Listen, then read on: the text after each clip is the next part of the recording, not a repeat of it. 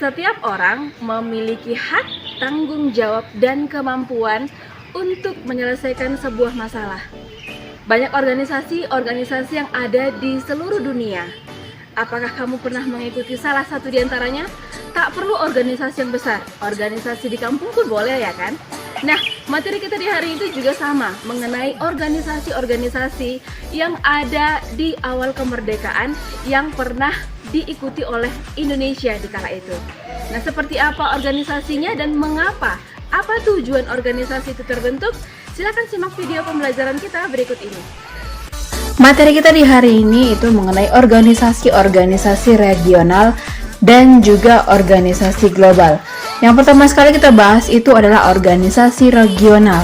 Organisasi regional itu khususnya kita bahas di hari ini itu adalah organisasi politik dan juga yang berhubungan dengan kemiliteran yang terbagi menjadi beberapa bagian. Yang pertama ada organisasi NATO, yang kedua SEATO, yang ketiga Pakta Warsawa, terus ada CENTO, dan yang terakhir nanti ada ANZUS. Tapi terlebih dahulu kita harus mengetahui apa tujuan pembelajaran kita di hari ini. Tujuan pembelajaran kita di hari ini dengan menganalisis sejarah organisasi yang bersifat regional. Diharapkan siswa mampu memahami dan menghargai usaha pembentukan organisasi-organisasi yang sudah dibentuk oleh berbagai negara di belahan dunia, serta dengan semangat terus mengikuti kerjasama untuk mewujudkan Indonesia yang damai, meniru semangat para negara untuk membentuk organisasi. Yang pertama kita bahas itu adalah organisasi North Atlantic Treaty Organization ataupun disingkat sebagai NATO. Amerika Serikat, Inggris, dan juga Perancis itu merupakan 3 negara penting di blok barat. Di tahun 1948, ketiga negara ini tadi menyepakati perjanjian itu untuk saling memberikan bantuan dalam bidang militer. Jadi misalnya kalau apabila mereka diserang oleh negara lain, maka mereka saling membantu. Perjanjian ini ditandatangani di Brussels oleh 5 negara. Jadi berdasarkan nama tempat penandatanganan itulah, maka perjanjian di tahun 1948 dikenal sebagai Perjanjian Brussels. Pada bulan April 1949, isi perjanjian itu diperbaharui dengan memperluas keanggotannya, seperti ada negara Amerika Serikat, Inggris, Prancis, Belgia, Denmark, Kanada, dan negara-negara lainnya. Mereka ini membentuk organisasi pertahanan yang dinamakan sebagai organisasi NATO. Pendirian NATO itu bertujuan menjamin kebebasan dan juga keamanan negara-negara anggota. Itu melalui cara-cara politik dan juga dengan cara-cara militer. Seperti kalau misalnya dalam bidang politik, itu NATO mempromosikan nilai-nilai demokrasi dan juga memungkinkan negara-negara anggota untuk berkonsultasi dan juga bekerja sama dalam isu-isu pertahanan, keamanan, untuk memecahkan masalah, membangun kepercayaan dalam jangka panjang, dan mencegah yang namanya konflik-konflik. Itu dalam bidang politik. Sedangkan kalau dalam bidang kemiliteran, NATO ini berkomitmen untuk menyelesaikan konflik secara damai. Jika usaha diplomatik ini gagal, maka diusahakanlah yang namanya kekuatan militer untuk mengatasi konflik. Selain itu juga, NATO juga terlibat dalam penyelesaian beberapa konflik. Contohnya seperti ini. Segera setelah Uni Soviet menginvasi Afghanistan, Presiden Amerika Serikat memulai pembangunan militer secara besar-besaran.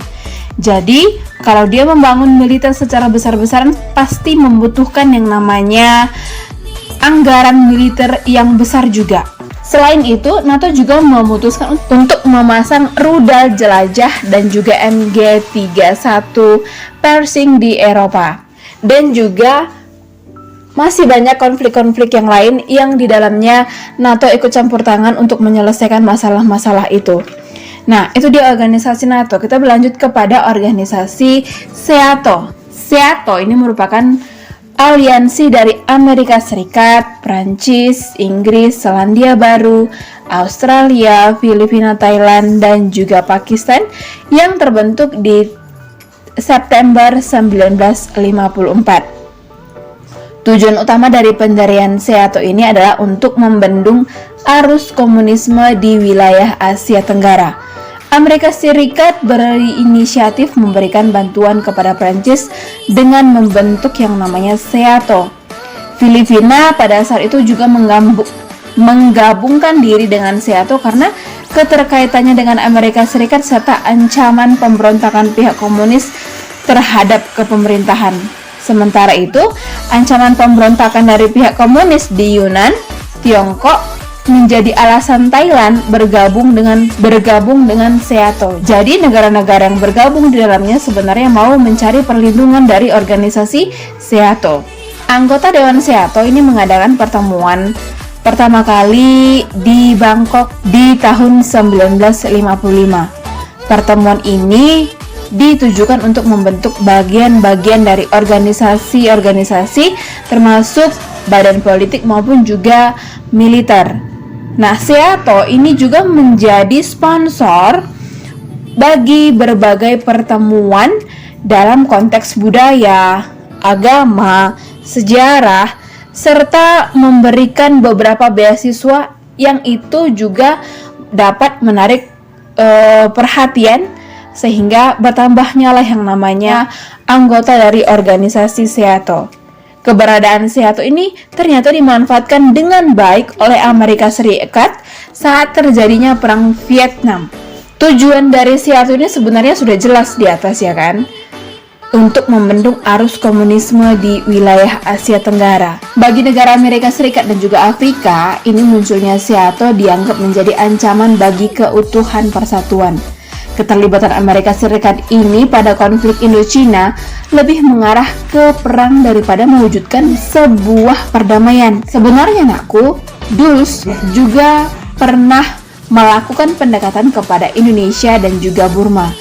Tujuannya untuk mengajak kedua negara ini bergabung ke dalam organisasi SEATO. Tetapi, ajakan dari Dulles ini ditolak oleh kedua negara tersebut. Nah, berbagai peristiwa ataupun berbagai pergolakan yang terjadi, akhirnya walaupun tujuannya tadi sangat jelas dan strategis, tetapi akhirnya SEATO ini pun dibubarkan di tahun 1977. Yang ketiga itu adalah organisasi Pakta Warsawa. Pakta Warsawa ini terbentuk sebagai reaksi atas bergabungnya Jerman Barat ke dalam organisasi NATO. Tetapi sebenarnya latar belakang utama dibentuknya Pakta Warsawa ini sebenarnya adalah keinginan Uni Soviet untuk mempertahankan kendali atas kekuatan-kekuatan militer di Eropa Tengah dan juga Eropa Timur. Pakta Warsawa ini terlibat dalam beberapa konflik seperti ada revolusi Hungaria, terus ada juga konflik reformasi musim semi Prahara dan beberapa konflik-konflik yang lainnya.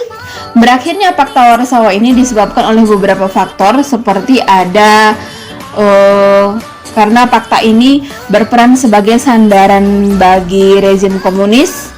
Terus mungkin ada karena berkuasanya orang-orang non-komunis di negara-negara anggota Uni Soviet yang itu membuat pengaruh Pakta Warsawa ini semakin melemah. Yang ketiga, meskipun sebenarnya pemerintahan Uni Soviet menunjukkan komitmen untuk mempertahankan pakta ini tadi, terlihat dengan jelas bahwa sebenarnya musuh yang terbesar di dalam organisasi ini berasal dari dalam organisasi itu sendiri. Musuh yang dimaksud adalah negara-negara Eropa Timur itu sendiri yang takut akan serangan dari Uni Soviet. Yang keempat itu adalah Moskow sendiri yang meninggalkan Pakta Warsawa ini tadi. Kenapa ditinggalkan? Karena ini dipicu oleh kesulitan ekonomi akibat ketidakmampuan menanggung beban mengeluarkan yang namanya militer yang berlebihan. Yang berikutnya, muncul dan semakin kuatnya gerakan solidaritas di Polandia, yang kemudian itu sebenarnya berhasil mendorong terjadinya pemilihan umum yang bebas di negara-negara tersebut. Yang berikutnya itu tersingkirnya Partai Komunis dan juga jatuhnya pemimpin komunis itu sendiri. Seterusnya, penyebabnya karena lemahnya koordinasi dan juga kesatuan di antara negara komunis. Dan yang terakhir itu karena republik-republik yang membentuk Uni Soviet ini menuntut hak untuk memisahkan diri, dan hal itu semakin meningkatkan permusuhan antara negara-negara tersebut yang ada di dalam organisasi Pakta Warsawa. Yang keempat itu adalah organisasi CENTO. Central Treaty Organization ataupun organisasi Pakta Sentral adalah sebuah organisasi pertahanan bersama yang dibentuk pada Februari 1955 oleh negara Iran, Irak, Pakistan, Turki, dan juga negara Inggris. Sebenarnya tujuannya adalah untuk menjaga keamanan Timur Tengah dari ancaman invasi Uni Soviet dan juga komunisme. Tetapi tak lama kemudian organisasi ini dibubarkan karena mereka gagal mencegah invasi Turki ke Siprus, dan juga disusul dengan pengunduran diri Irian dari keanggotaan aliansi akibat revolusi Irian. Dan organisasi yang terakhir itu adalah organisasi ANZUS. Selama Perang Dingin, dua kekuatan utama dunia, yaitu disebut sebagai negara adidaya, mereka adalah negara Amerika Serikat dan juga Uni Soviet. Mereka bersaing untuk menyebarkan pengaruh dan juga ideologinya di dunia. Bergabungnya Australia dalam politik luar negeri Amerika Serikat itu mencerminkan pergeseran orientasi politik luar negeri Australia yang semula bergabung pada Inggris kini beralih ke negara Amerika Serikat. Sebenarnya tujuan utama pembentukan ANZUS itu seperti mengoordinasi pertahanan bersama sebagai langkah awal memadukan keamanan regional di kawasan Pasifik, serta juga adanya membendung pengaruh komunisme yang dianggap sebagai agresor di kawasan Asia Pasifik.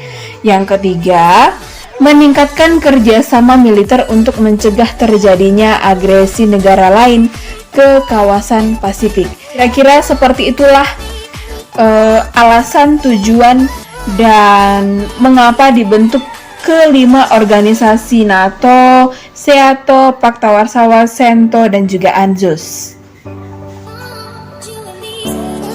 Nah, itu dia video pembelajaran kita di hari ini. Ibu harapkan kamu dapat mengambil makna apa tujuan dari organisasi yang sudah kita bahas di hari ini. Dan pertanyaan buat kamu yang pertama, nilai karakter apa yang terdapat di dalam video pembelajaran kita di hari ini? Pertanyaan yang berikutnya silahkan kamu lihat di Google Classroom. Sampai ketemu minggu depan. Salam SFD, semangat fraternitas Dina. Tuhan Yesus memberkati. Sampai ketemu minggu depan.